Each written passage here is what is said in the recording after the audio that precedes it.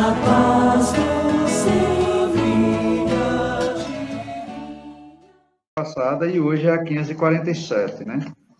E a pergunta é a seguinte: os espíritos que se combatiam quando vivos, uma vez mortos, reconhecem-se como inimigos e continuam ainda excitados uns contra os outros? A resposta, né? Nesses momentos, o espírito jamais se mostra calmo. No primeiro instante, ele ainda pode odiar ao seu inimigo e mesmo o perseguir. Mas quando as ideias se lhe acalmarem, verá que sua animosidade não tem mais razão de ser. Não obstante, poderá ainda conservar resquícios maiores ou menores de acordo com o seu caráter. Então, eu convido o nosso companheiro Admiro a dar uma explicação mais aberta, né, sobre essa questão. Bom, a resposta aqui já foi bem direta, né? Mas como você frisou, para se esclarecer mais, ele quer dizer o seguinte: que estando numa batalha, nós estamos com tudo alterado em nós, principalmente o nosso sistema nervoso, que é quem controla, né? Você está ali naquela agitação e a adrenalina está tomando conta de você. Então, quando você perde a vida, o corpo físico padece, que o espírito é retirado, ele sai ainda naquele fervor, ele ainda está como se estivesse no corpo. Aí, como ele diz, depois que ele vai se acalmando, é que ele percebe que não pertence mais àquele espaço, àquele ambiente. E aí, ele vai, dependendo da sua consciência ainda, ele vai controlar isso e seguir adiante. Né? É um fato que ocorre naturalmente. Por quê? Porque o espírito saiu recentemente daquele corpo e ele carrega consigo ainda algumas coisas do psiquismo de quando estava no corpo. Manuel, você tem alguma coisa a acrescentar, Manuel, nessa pergunta? Eu estava lembrando aqui de um ditado um dito popular, né, que a gente ouvia muito antigamente. As pessoas diziam: pau que nasce torto nunca se direito. E aí a gente tem que entender o seguinte, né? Os espíritos trazem a resposta para a gente que não existe esse ditado, não é um ditado certo.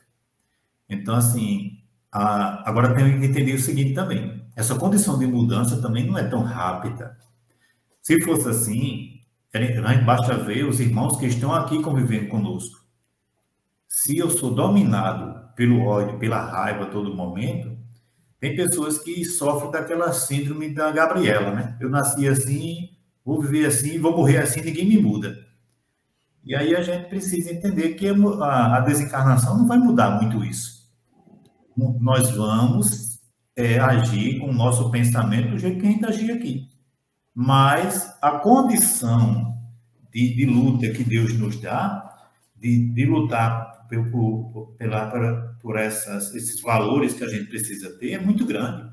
É tanto que Miramês nos diz, no seu livro que comenta a questão do livro dos Espíritos, que um espírito que foi combatente, com muito ardor assim, a sua pátria, pelos valores, por materiais, por terra, ele não vai mais voltar como um espírito combatente de guerra. Ele vai voltar com um espírito mais de sentimento de amor, porque assim não vai precisar mudar. Possa ser até que ele esqueça isso aqui quando chegar, mas a missão dele já foi outra missão diferente. Então, assim, a misericórdia divina, ela é muito grande e ela vai ajudar a cada um de nós nos momentos difíceis. Mas precisamos entender que os nossos irmãos que saíram daqui em situações difíceis precisam de muita oração para encontrar o seu caminho de luz.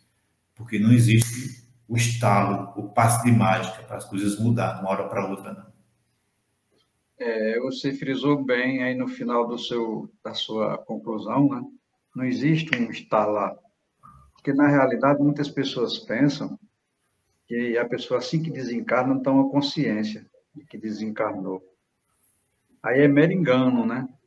A gente está falando aqui, quando toma consciência, aí também dá a impressão que a gente toma consciência logo, logo, num curto espaço de tempo. Não é bem assim. Tem alguns fatores que a gente tem que levar em conta. Primeiro, né?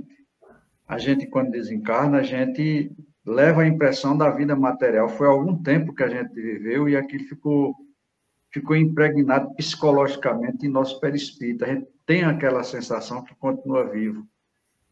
E leva essa impressão para o mundo espiritual e passa, dependendo do apego que você tem às coisas do mundo, isso passa tempo.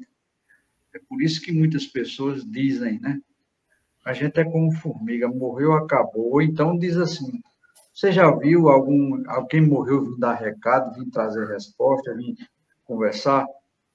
Então, antigamente, era mais demorado essa conscientização, porque os espíritos habitavam a Terra, era mais apegada ainda à Terra, né? Hoje em dia, com a evolução, com o próprio espiritismo, né? Tudo vai se modificando, tudo vai se renovando, né? Tudo vai evoluindo. Então, existe uma conscientização bem mais rápida que no passado, né? Eu tive a oportunidade, em uma mesa mediúnica, de doutrinar, de dialogar com a entidade espiritual, que ela, pela idade cronológica que ela falou, né, era aproximadamente 300 anos antes de Jesus Cristo.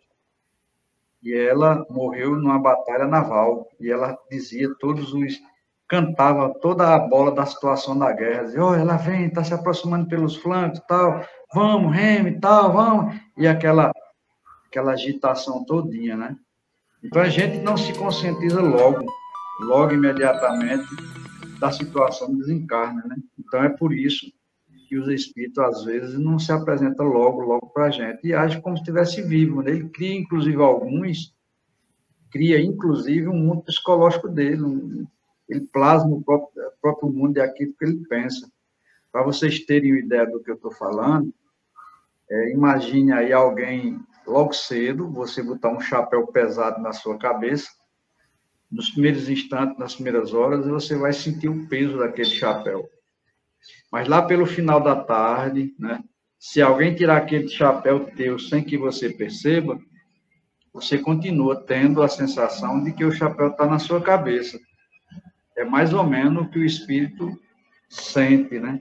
É mais ou menos. Então, no caso, como o Ademir bem falou aí, ele leva fervor, ele se crê vivo, ele não toma consciência ainda que morreu.